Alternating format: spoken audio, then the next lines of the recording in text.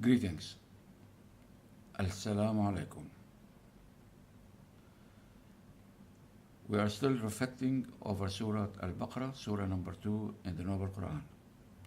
And the last time we reached Ayah 21 in Surah 2 of Al-Baqarah. Let us read. Bismillah ar-Rahman ar-Rahim.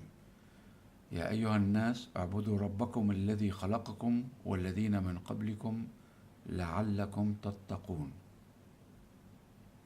We are back to taqwa.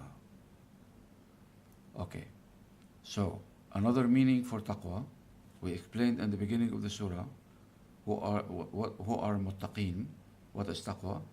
الذين يؤمنون بالغيب ويقيمون الصلاة ومما رزقناهم ينفقون والذين يؤمنون بما أنزل إليك وما أنزل من قبلك وبالآخرة هم يوقنون أولئك على هدى من ربهم وأولئك هم المهتدون. So this is the first definition of muttaqin. Now another definition here in this ayah, and as we said in the last video, the last words we said, now after all the horrors that we went through explaining the scare of death, now Allah is guiding us, and He is telling us the way out of the darkness into the light. So what He is saying, and this is the way of muttaqin. Another definition, add the definitions in the column that we said to construct to know the definition of muttaqin. يا أيها الناس اعبدوا ربكم. The first order, O people.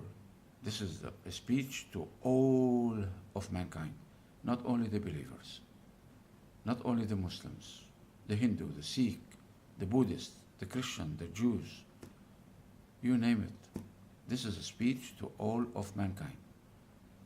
Allah says, "A'budu rabbakum," worship your Lord. "A'budu rabbakum." So this is the first step in taqwa, as we started, in the beginning of the surah. Al-Muttaqeen alladhina yu'minuna billah, those who believe in Allah, the first step.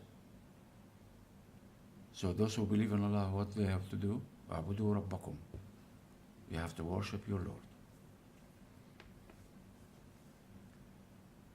Alladhi khalaqakum. Why should we worship you, O Lord?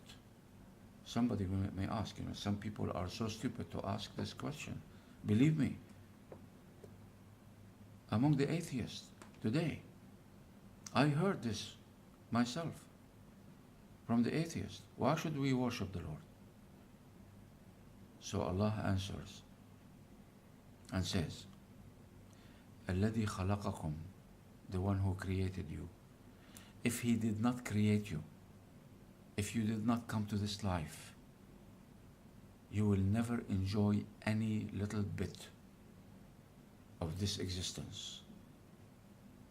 Breathing the clean air, tasting the sweet water, looking at the blue ocean, looking at the blue sky, looking at the rain and the snow, seeing the birds fly, looking at the galaxies and this huge build-up. You looking at the little animal, taking care of the child. You will never have seen any of this glorious creation. So you should be thankful for Allah, الذي خلقكم, the one who created you, to enjoy. There is an ayah in the Noble Quran in Surah Ar-Rahman, هل جزاء الإحسان إلى الإحسان? Is the reward for anything done good for us, anything good in return, at least to say thanks, praise you, O Lord? So Allah is saying, اعبدوا ربكم الذي خلقكم. Worship Allah who created you, who gave you all those blessings even before you come to this life. Oxygen was waiting, water was waiting, everything was waiting for you. All prepared. For you, yes, for you. I know for everyone else, but you too, starting with you. الذي خلقكم والذين من قبلكم, and those before you. اعبدوا ربكم الذي خلقكم والذين من قبلكم. Why? لعلكم تتقون. May you have fear from Allah, because He gave you life, He can take it away. He gave you all the blessings, He can remove them in a blink, with no effort on His part. Just like that. You're enjoying everything today, all that will disappear in a second, or even less. So don't think anything that you have today is lasting forever. If the Lord wants, it's gone. It's forgotten. Long time passed. So why we need to worship Allah? Only because He created us and those before us? No. And to have fear, taqwa, and respect and appreciation for Allah? No. We have more to thank Him for. In ayah 22 it says, الذي جعل لكم الأرض فراشا, the one who made earth like a bed to sleep on. Imagine a mountain that doesn't have any spaces between the rocks. All rocks like pins, everything like thorns, huge thorns. Can you sleep on that? Imagine all the planet is like this. There is no place, no level place, like bed, no level place. Can you sleep on that? Can you rest? Can you rest between the tips of the two little rocks, small rocks, that build up a mountain high up? Can you sleep between two heads of the rocks? Of course not. You have to have level ground. And Allah did that. So you find the mountains, you find the valleys, and you find the level ground. All designed by Allah subhanahu wa ta'ala, who created this for us. Imagine at one day in the past, billions of years past, this planet that you have level ground and mountains and valleys, all kind of shapes, was nothing but a ball of fire, volcanic fire, eruption all around. And then Allah formed this into what you see today. And this volcanic magma went down inside. And the surface cooled down for us to survive. Allah did that.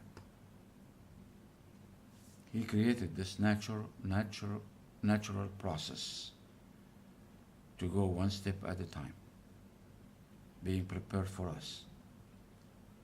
الذي جعل لكم الأرض فراشا والسماء بناء. And He made for you the heaven a built up. It's a building. The heaven, with your limited sight, you see that it's empty space, but it is not. It is not. There is nothing called empty in this construction. Nothing is empty. This space that you have above your head, what we call sky, what you can see with your eye, has layers after layers after layers. One of them even protect us from cosmic rays that comes from the sky, from above the sky. Protection. Like what we suffer today, a hole in one of the layers called the ozone layer. Then the cosmic rays will come straight on us and will hurt us, carrying great harm. Allah built those layers layers after layer after layer.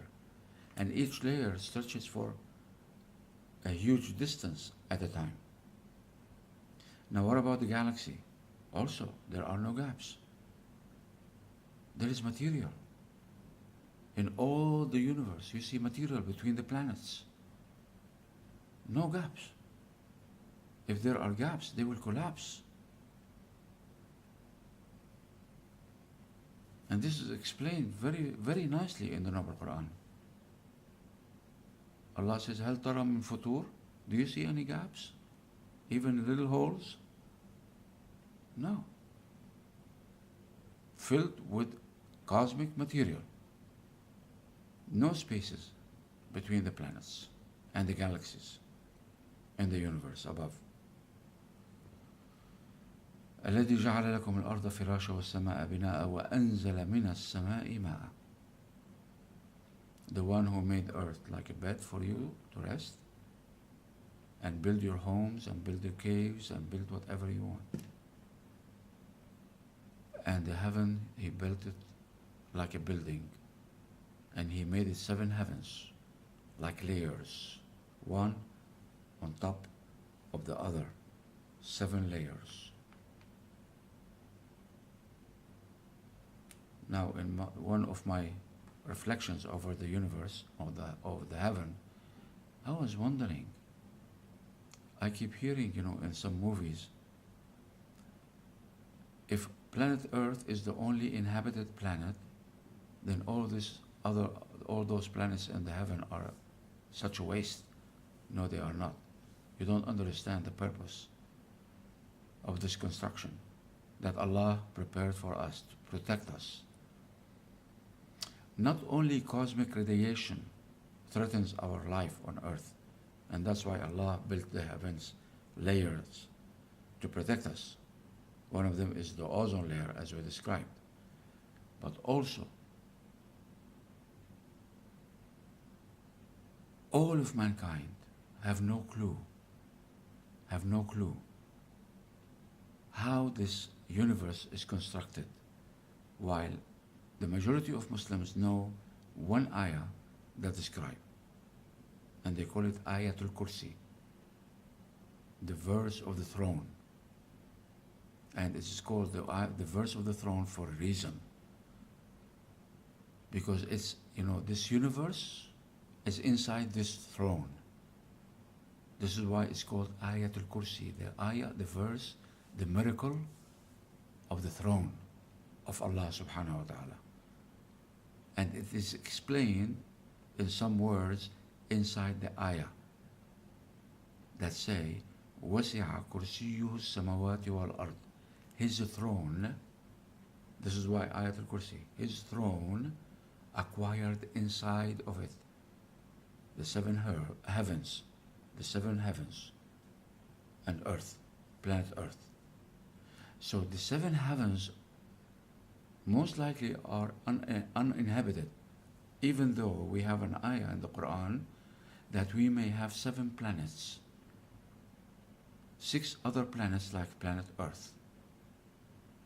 ومن الأرض مثلهن 7 سماوات ومن الأرض مثلهن 7 heavens, and like those 7 heavens, 7 earths. So this could mean that we have 6 more planets inhabited, but we don't know that for sure. So let us stay focused over what we know. We are living on this planet, we are so vulnerable. So Allah, for our protection, He built a huge amount of planets, because we are inside a throne that is shining with light. And this light of Allah we cannot tolerate right now with those bodies that we wear today. The hereafter we will have different bodies, immortal bodies. Those are mortal bodies. We cannot tolerate the light that are coming from the throne. But if you have a light, pinpoint a light in a certain direction, if there is any rock in the way, it will block the light. But this light is not a straight line. This light is coming like this. A huge amount of light lines in every direction. So if you can block one, the other will go around, or around, or around, or around. So that's why you need another rock, and a rock, and a rock, and a rock to block. And because of the spaces between the galaxies, maybe some of the light will travel through those spaces. Then we'll have another rock waiting for that light, so that none of the light of the throne will reach us and hurt us. So he built a huge amount of rocks, or planets, or galaxies, name them as you wish, to block the light of the throne. And he made this whole universe that we know little about, very little about, including planet Earth, inside this throne. وَسِعَ كُرْسِيُّهُ السَّمَوَاتِ وَالْأَرْضِ.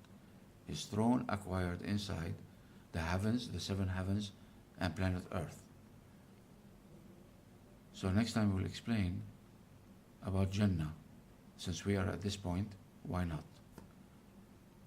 We'll continue next time, inshallah. Assalamu alaikum.